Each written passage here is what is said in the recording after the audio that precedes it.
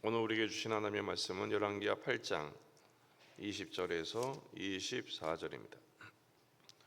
열왕기하 8장 20절에서 24절 말씀 한 목소리로 읽겠습니다.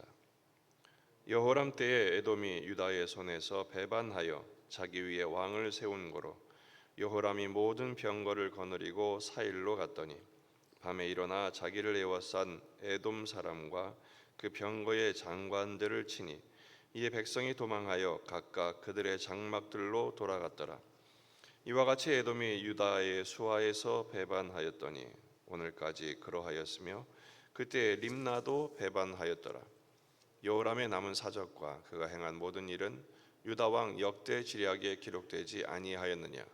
여호람이 그의 조상들과 함께 자매 그의 조상들과 함께 다윗성에 장사되고 그의 아들 아하시야가 대신하여 왕이 되니라. 아멘. 본문에 계시된 주님은 어떤 분이십니까? 우리를 결코 떠나지 않으시는 분이십니다. 본문은 강대했던 이스라엘이 주변국들에게 배반을 당하는 장면들이 연달아 등장하고 있습니다. 여호람 때 20절 에돔이 유다의 손에서 배반하여 자기 위에 왕을 세웠다 그랬죠. 에돔은 다윗이 정복했던 나라입니다. 그리고 요압을 보내서 그곳의 남자들을 전부 죽이고 수비대를 주둔시켜서 총독을 세워서 종 삼았던, 그래서 조공을 바쳤던 그런 나라죠. 하지만 이제 독립을 선언한 것입니다. 이스라엘이 점점 약해지고 있다는 증거죠. 그래서 여호람이 모든 병거를 총출동하여 공격을 합니다.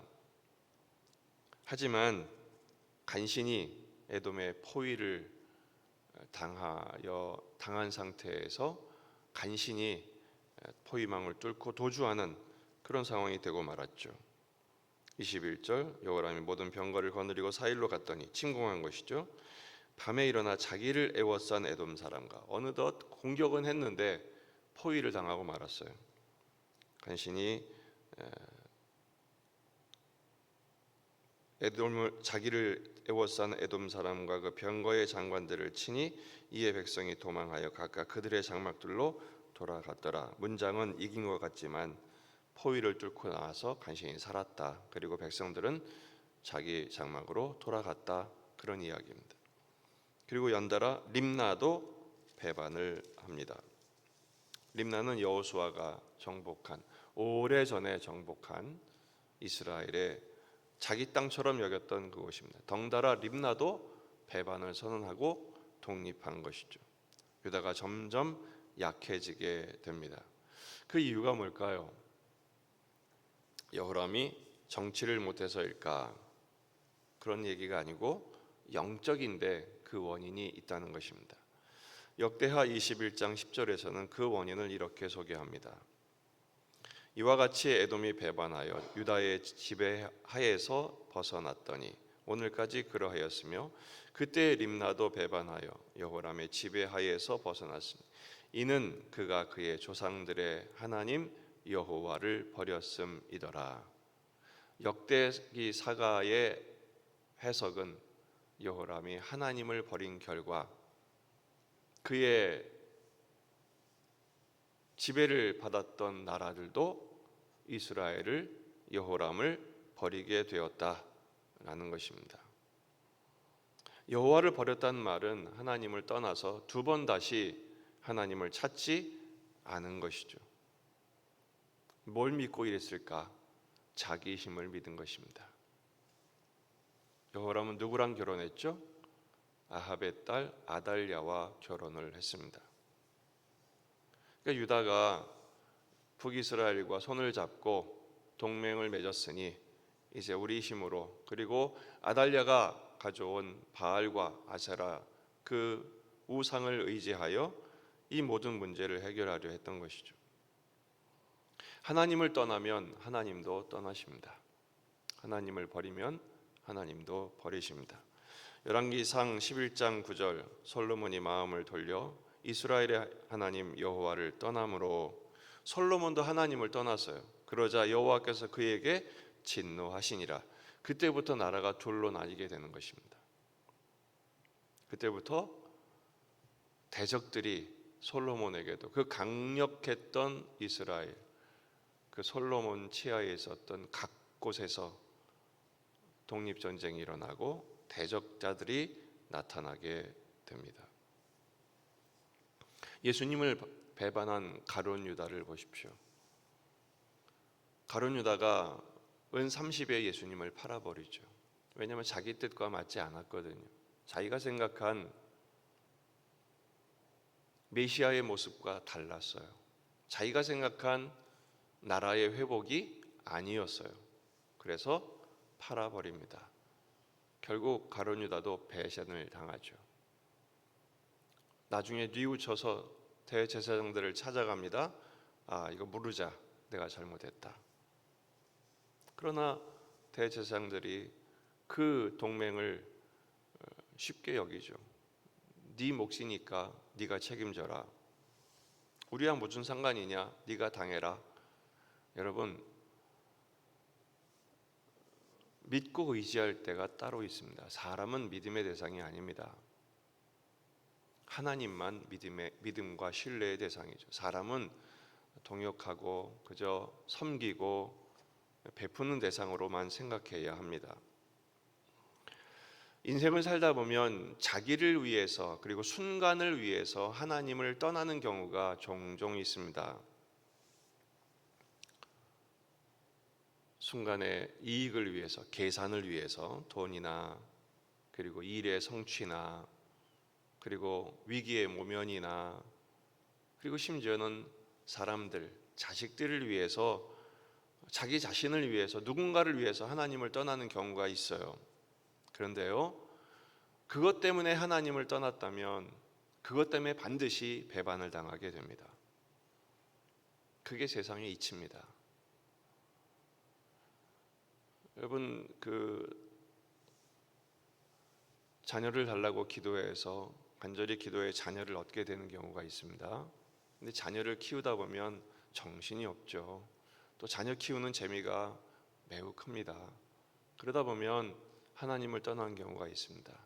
그 자식이 반드시 그 부모를 떠나게 됩니다. 빈 둥으리 증후군이라는 게 있잖아요. 여러분, 하나님보다 중요한 것은 없습니다. 그 어리석음에 빠지지 않기를 주의 이름으로 축원합니다. 그런데요, 오늘 본문에서 등장하진 않지만 우리는 하나님의 마음을 깨달아야 됩니다. 하나님은 결코 우리를 떠나지 않으십니다.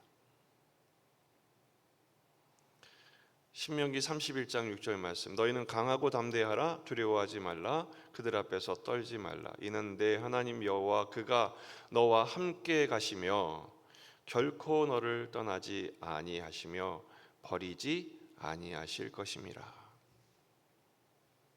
온 세상의 친구들은 나를 버려도 나를 사랑하시는 하나님은 우리를 결코 떠나지도 버리지도 아니하신다고 약속하십니다. 히브리서 13장 5절, 돈을 사랑하지 말고 있는 바를 족한 줄로 여기라. 그가 친히 말씀하시기를 내가 결코 너희를 버리지 아니하고 너희를 떠나지 아니하리라. 그러니까 세상 것 사랑하지 말라, 돈을 사랑하지 말라, 사람을 의지하지 말라, 이렇게 말씀하고 계시는 것입니다. 우리의 삶에서 떠남은 피할 수 없습니다. 누군가는 떠나게 되고 나도 누군가를 떠날 수밖에 없는, 배반이 아니라 할지라도 그런 일이 꼭 생기게 됩니다. 그럴 때마다 그 쓰라림과 그 이별의 아픔 앞에서 자기 연민에 빠지거나 낙심하지 마시고 하나님과의 관계를 점검하는 기회로 삼으시면 좋겠어요. 나는 하나님을 떠난 적이 없나? 나는 하나님으로부터 멀어진 적은 없는가? 항상 우리는 하나님과의 거리를 점검해야 합니다. 더 가까워졌으면 가까워졌지 경색되거나 멀어져서는 안 됩니다. 그렇게 될 때 우리 영적인 침체를 면할 수 없습니다. 그리고 명심해야 될 것, 주님은 우리를 떠나시지 않으십니다. 그 주님을 끝까지 신뢰하고 사랑하십시다. 어떻게 우리는 주님을 떠나지 않을 수 있을까요? 주님을 떠나지 않는 방법은 말씀을 떠나지 않는 것입니다. 말씀을 가까이 하고 읽고 쓰고 듣고 암송하고, 그래서 앞으로 내년부터는 우리가 성경을 올해는 읽기를 했지만 내년은 좀 쓰기를 해볼까, 이런 마음을 갖고 있습니다. 빌립보서 4장 9절, 너희는 내게 배우고 받고 듣고 본 바를 행하라. 말씀을 떠나지 말라는 것이죠. 그리하면 평강의 하나님이 너희와 함께 계시리라. 더욱 가까이 오심을 경험하게 될 것입니다. 너희도 나를 떠나려느냐? 영생의 말씀이 여기 계신데 우리가 어디로 가오리까? 베드로는 실패했지만 그 고백은 배워야 합니다. 주님을 떠나지 않는 우리가 되길 바랍니다. 주님은 우리를 결코 떠나지 않으십니다. 오늘도 어디를 가든지 우리와 함께 하실 것입니다. 그 주님과 동행하며 그 주님을 의지하며 그 주님과 동역하는 복된 날을 누리시기를 주의 이름으로 축원합니다. 기도하시겠습니다. 말씀을 붙들고 우리 자신과 가정과 교회와 이 지역의 복음화, 민족의 복음화, 세계 복음화를 위해서 기도하십시다. 하늘을 위해서 계속 기도하시고요. 그리고 전쟁이 멈출 수 있도록 기도하십시다. 이 시대 우리에게 주신 인생의 문제, 삶의 숙제, 나라와 민족을 위해서 기도하십시다. 또 우리의 전도 대상자들, 우리 성탄 축제, 메리 크리스마스 축제 때 우리가 주님 앞으로 인도해야 할 못 본 양, 밖의 양들을 위해서 또한 기도하십시다. 다 같이 기도하겠습니다.